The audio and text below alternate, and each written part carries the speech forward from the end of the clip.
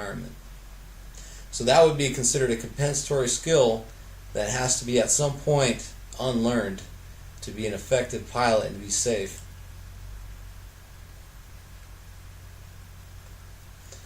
Some of the effects: the detriment to train transfer and develops bad habits. So like I said, pilots in the simulator environment, they want to be successful in the simulator, so they're going to do whatever they can do to get through it and perform their mission with the approval of their flight instructor. So they're going to develop these skills that have absolutely no use in a real world environment, and then also stand to inhibit their abilities to perform critical phases of flight, which of course is a safety of flight issue. And then in turn it overall lowers the utility of the simulator itself. User motivation, that's another factor in the limitations of flight simulator design and use. So you have a simulator that is obviously a non-hazardous training environment. So pilots that get in there are going to have a completely different attitude towards what they're about to do, because there's no risk of dying. There's no risk of mission failure. The only thing that they're going to risk is getting slapped in the back of the head because they did something wrong, which is much better than actually landing an aircraft in the ocean and killing 100 people. So pilots don't approach it the same way. And another issue with it is that pilots that have been in the simulator, a number of times, who are comfortable with their own skills and confident in their own abilities, they're more likely to assign fault to the sim rather than accept responsibility for their own poor performance. So then that takes away from the overall utility of a flight simulator. They're not getting that transfer of training out of it because they leave the sim environment and they totally tank their training because they failed to do this or that. They turn around and blame it on the sim. And this is less likely with new pilots that aren't familiar with the simulator environment. They're going to get in there, they're going to want to do good, and then whenever they fail to do good, they're going to recognize that they need to improve their own performance. But all the salty veterans of the sim environment world are going to call someone out and tell them that they need to fix a bug in it because obviously it was the problem, which it wasn't. So yeah, overall affects training value and overall utility of the simulator. So some of the controls in place: pilot assessments are understood to be relatively ineffective at assessing risk behavior. So as a flight instructor, and you see this gentleman right here overseeing his two pilots, he has to understand that, and he has to up his standards accordingly, because he's got to recognize that these guys should be on point. They should be sharp with what they're doing because they don't have real world risk and stress on their shoulders that they would have in an actual aircraft. And one thing he can do is directly inform the pilots of his expectations prior to the training and just letting them know, this is the situation, this is what I expect. And then you have to adapt pilot performance criteria to the sim environment, just especially for it, which is going to be a lesser standard whenever you get up in the air, and you'll have a left seat pilot that's in command and is good to go, and you have a right seat that is under observation.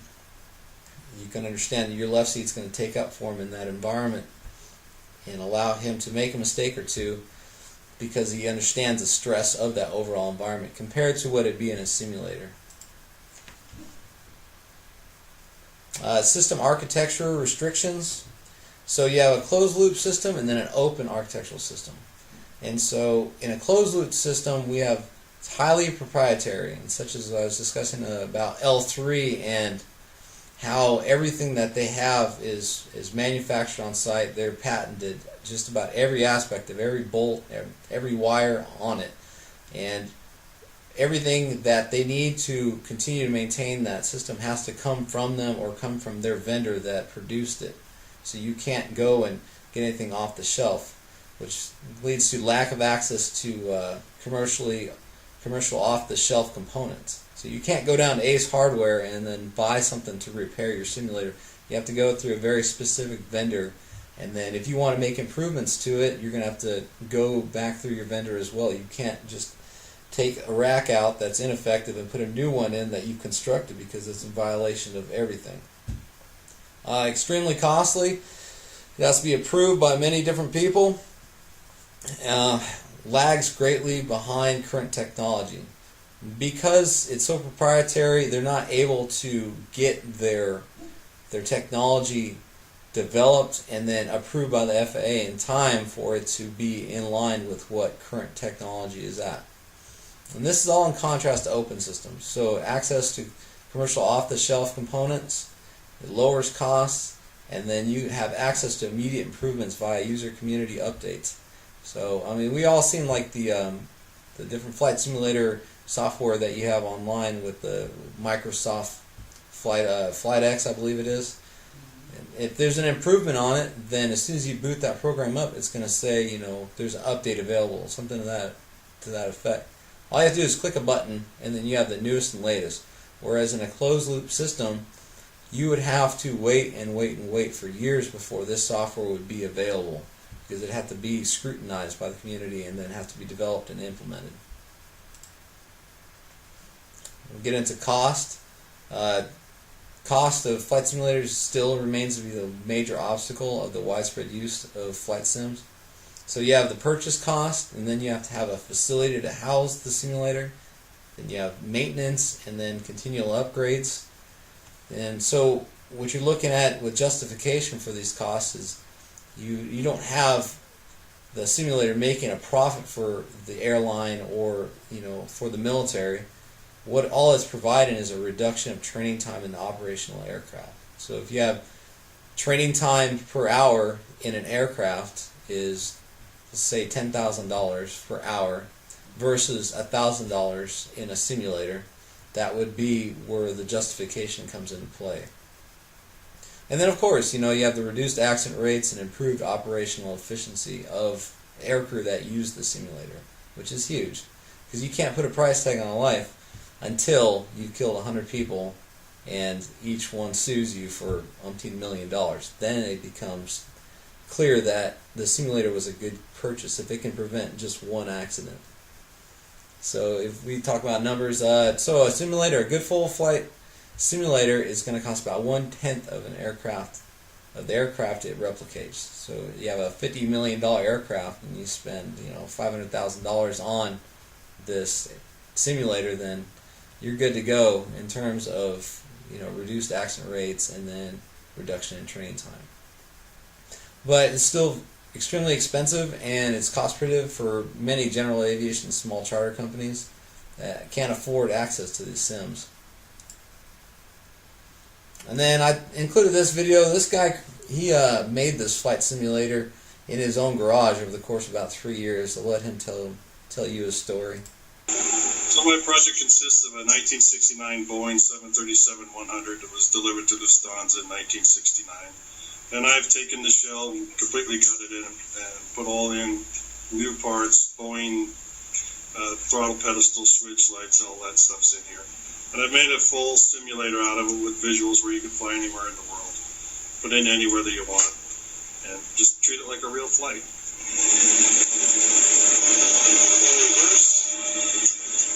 So I built it in my garage in Pleasanton. I've been working on it in the garage here for about 3 years. Before that, it was in a hangar at Livermore Airport.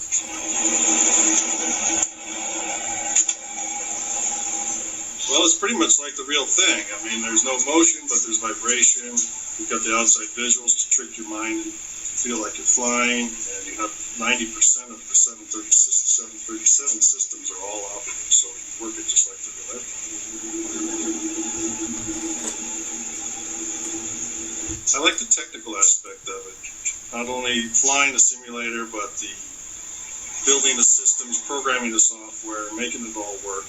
It's just kind of a big boy toy, and with all the lights and bells and whistles and all the technical aspects of it, I really enjoy it.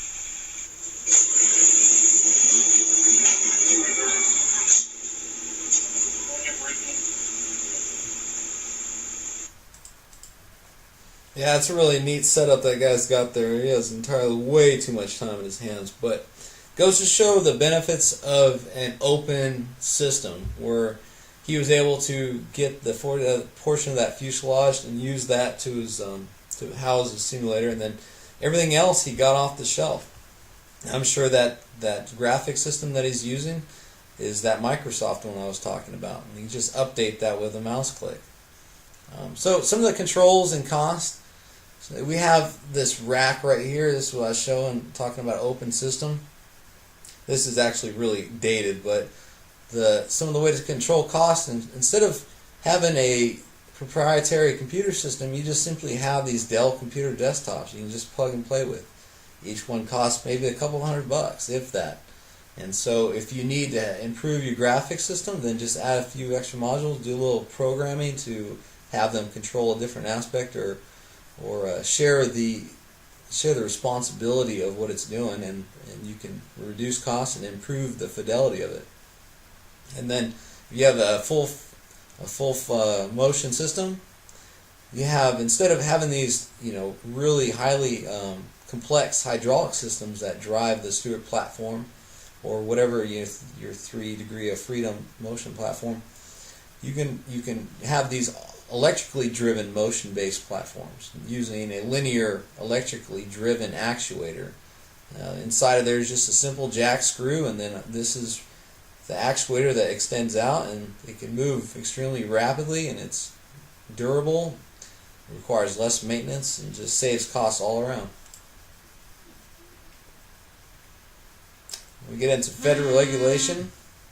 Flight simulation is heavily regulated because you can use training time in a simulator towards your certificate. And so the regulations are, they define the standards of fidelity to each class of flight simulators.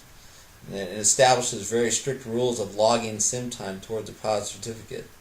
And then at the same time, of course, we all probably are all in agreement that regulations tend to inhibit industry advancements.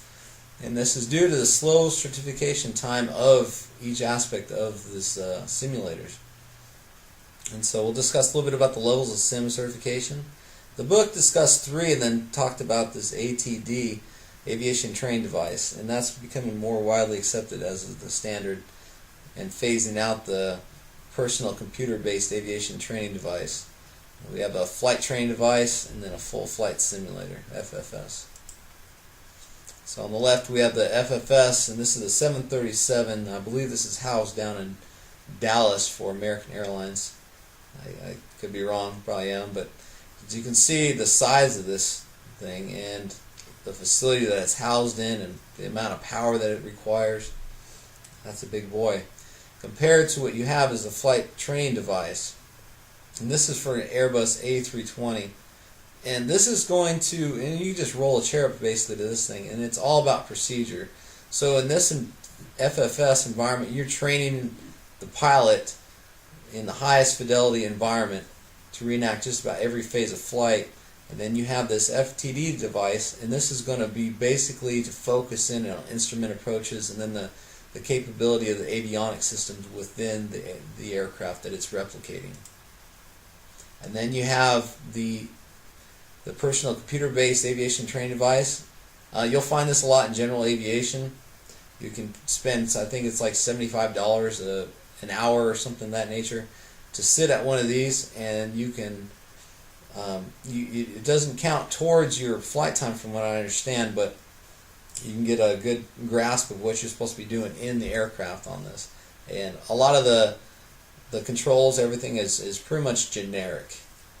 And then you have a ATD, the aviation training device, and then once again this is general aviation, but you'll see that this isn't so basic as the one on the left.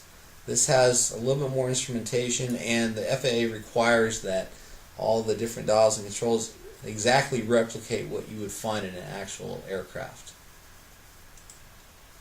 So, go up on summary. So we talked about simulator sickness and how that can really incapacitate you.